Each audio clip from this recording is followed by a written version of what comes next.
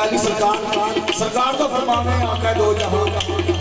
मेरे वीर का चेहरा तकना भी इबादत और मेरे वीर दिल च हुक्म रखना भी इबादत और ओदा जिक्र करना भी इबादत जो तो सरकार का फरमान है तो पूरा ही तो सरकार के गुलाम ने की लिखा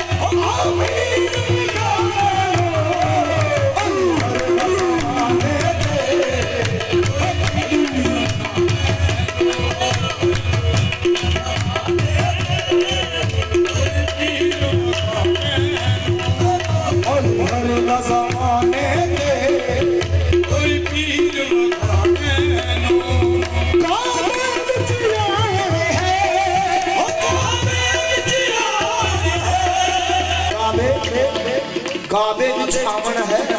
मस्जिद विच जावन है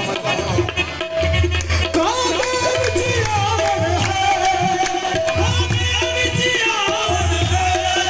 मस्जिद विच जावन है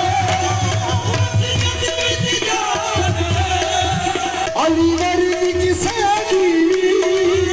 अली वर्गी की